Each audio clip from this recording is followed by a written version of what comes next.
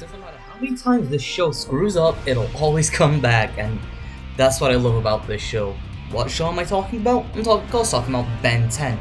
And for this episode, I'm going to be talking about Ben 10 Ultimate Alien, specifically Ultimate Alien Cosmic Destruction.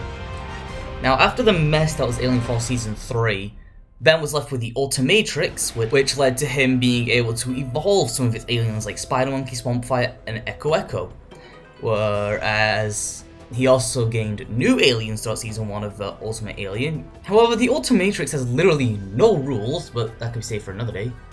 But now, let's talk about the game that was being made alongside the show during development, Cosmic Destruction. So let's start with that story.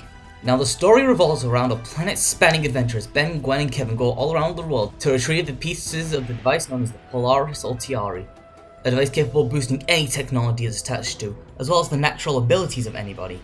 It was sent to Earth eons ago, and has been affecting the landscape and history of the people in its area. Those areas are Rome, Paris, Wyoming, Tokyo, China, and the Amazon. The reason they need this device is to defeat an evil Toku star, who is approaching Earth, ready to destroy Ben Tennyson. At the end of the story, the evil Toku star is revealed to be Albedo, back with a vengeance after Ben stole the Ultimatrix.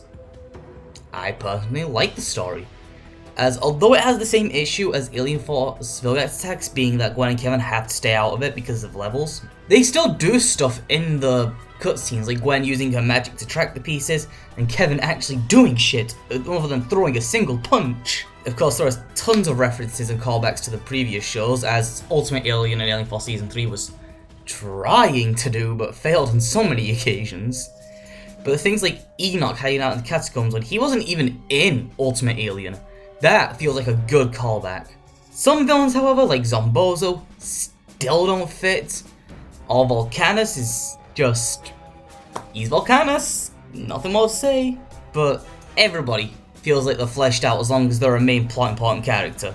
Ben, Gwen, Kevin, Azimuth a little bit, the evil Waybig was built up so well that it became so memorable that Ben 10 Destroy All Aliens decided to say, yeah, we're gonna use that for our thing, thanks. And honestly, I love that about this game. I'd argue this is the most well-known and most well-enjoyed Ben 10 game, at least in the fandom. What probably helps with all this is that the game was written by Charlotte Fulton, who was married to the late and great Dwayne McDuffie. And she also wrote the previous game, so it's no wonder that worked out so well.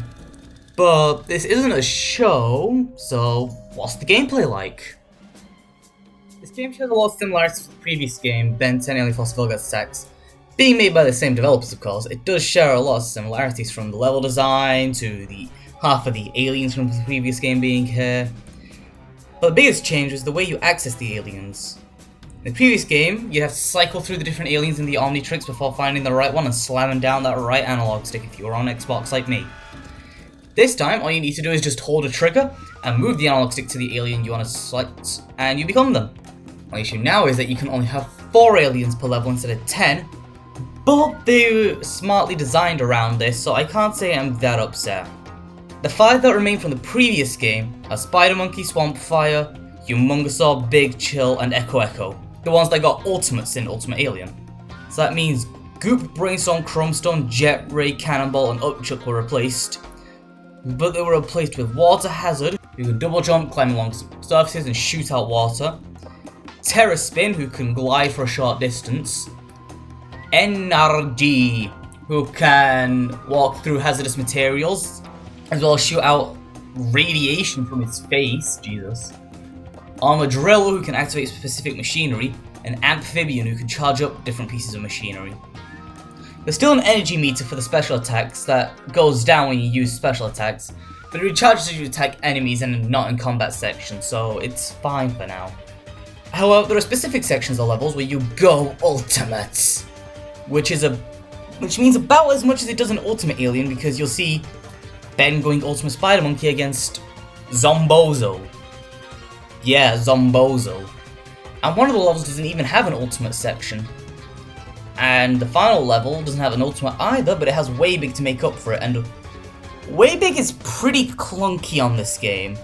Being the final area of the game, you'd think they put a lot of time and effort into this. but they don't, and it's weird. It's just, it isn't that great of a finale gameplay-wise, but story-wise I love it. Now when talking about the actual combat of the game, something that you wouldn't expect the creators to take inspiration from would be Batman Arkham Asylum. Because of that, there's also now the parry mechanic and the one-button combat, which is fine because they have special moves you can use, but it's on thin ice using just 2 buttons for combat.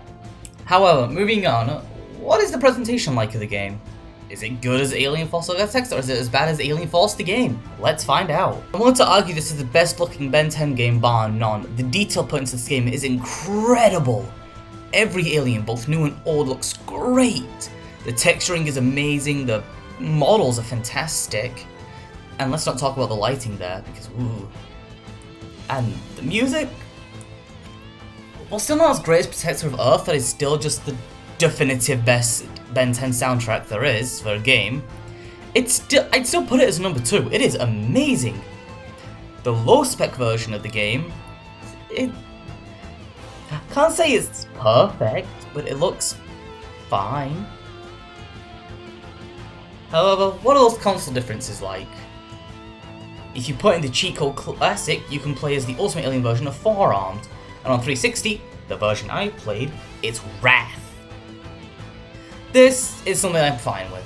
Unlike the previous versions, this isn't a whole alien being locked behind the DS version or something.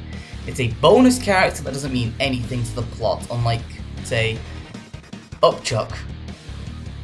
Fucking Upchuck! Anyway, the Wii and PSP don't really get anything specific, and the DS is a side scroll, as, you know, every handheld Ben 10 game would be until this comes to the Switch.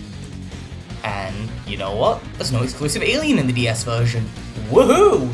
The only time that actually happens in the series. So, with all this said, I think this is the best Ben 10 game there is. For me, it's top 3 at least. And I don't know about the best 10 game for you, but with that said, I'm going to be taking a little break from the Ben 10 series, just for like 2 or 3 episodes.